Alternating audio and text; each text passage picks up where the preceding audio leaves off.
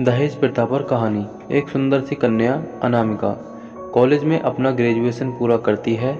तभी उसकी मुलाकात एक लड़के राहुल से होती है। राहुल भी बहुत स्मार्ट और माता पिता का अज्ञारी बेटा है, लेकिन दोनों एक दूसरे को पसंद करने लगते हैं। दोनों का ग्रेजुएशन पूरा होता है। राहुल अपने शहर में जॉब करने लगता है और लड़की भी एक अच्छी जॉब कर रही है। दोनों ने निर्णय लिया कि अब माता पिता से शादी की बात करने का वक्त आ गया है। लेकिन परेशानी यह है कि दोनों की कास्ट अलग अलग है। अनामिका ब्राह्मण है और राहुल राजपूत। राहुल के समाज में दहेज बहुत ज़रूरी है, जो कि नकद में होता है। उसके अलावा कई तरह के गिफ्ट और गहने की भी मांग की जाती है। राहुल ने अनामिका को यह स्थिति स्पष्ट की और कहा, घर वालों को मनाओ, अगर तुम सभी मांगें पूरी करवाती हो तो मेरे माता पिता तुम्हें पलकों पर बैठाएंगे। अनामिका ने अपने माता पिता से यह बात कही। अनामिका के माता पिता को यह बात पसंद नहीं थी, पर अनामिका की जिद थी कि अगर मुझे दहेज दोगे तो मेरी इज्जत बढ़ेगी। अनामिका के माता पिता सक्षम भी थे, बिना मांगे भी अनामिका को बहुत कुछ दे सकते थे, पर उन्हें इस तरह दहेज की मांग करने वाले लोग पसंद नहीं आ रहे थे। लेकिन माता पिता अनामिका की खुशी चाहते थे। उन्हें यह डर था कि कहीं उनकी बेटी ने ये ना सोचे कि वे अपनी बेटी को कुछ देना नहीं चाहते, इसलिए उन्होंने सभी शर्तें मानी। शादी में राहुल को कार, फ्लैट, फर्नीचर के साथ 50 लाख नकद दिए गए। साथ ही अनामिका को गहने भी दिए गए और सभी रिश्तेदारों को गिफ्ट्स और कपड़े भी दिए। शादी बहुत धूमधाम से की गई, कोई कमी नहीं छोड़ी गई।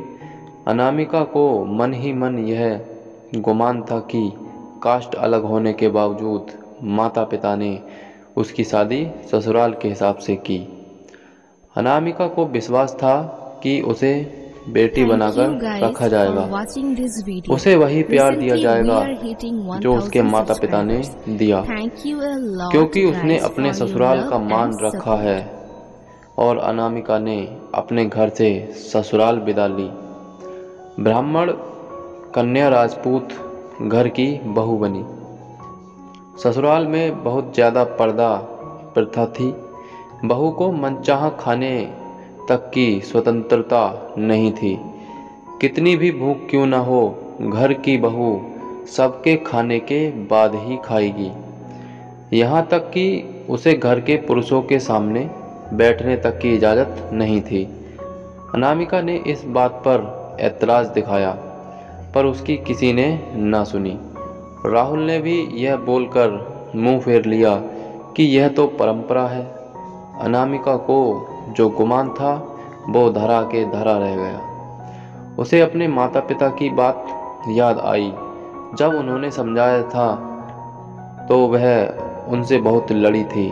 उसने ससुराल में बात करने का फैसला किया। अनामिका ने अपने सास ससुर और पति से बात की, लेकिन उन्होंने नहीं सुनी और उसे बहुत बेरहमी से पीटा गया। अनामिका ने कभी ऐसा व्यवहार नहीं देखा था। उसे जिस लाए हुए दहेज पर घमंड था वह चूर चूर हो गया था। अनामिका को माता पिता से बात करने की भी शर्म महसूस हो रही थी और इसी कश्मकश में एक दिन अनामिका ने अपने आप को ख़त्म कर दिया। माता पिता को जब यह पता चला तो उन्हें अपनी गलती का एहसास हुआ कि वक्त रहते समझा होता तो बेटी साथ होती। जो लोग दहेज पर बेटे की शादी करते हैं उनकी सोच हर तरह से छोटी होती है। जो बेटे को नीलाम कर सकते हैं वो किसी और की बेटी को कैसे अपनी बेटी बना सकते हैं।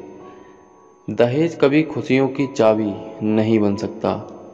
यह बात सभी को समझनी होगी।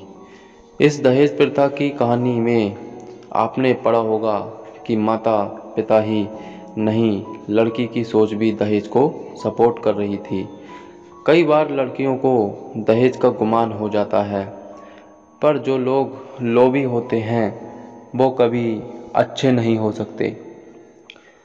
यह बात सबको समझने की ज़रूरत है। कहानियाँ जीवन में बहुत मायने रखती हैं। कई बार बड़ी से बड़ी डिग्री भी ज्ञान नहीं देती और एक छोटी सी कहानी जीवन बदल देती है।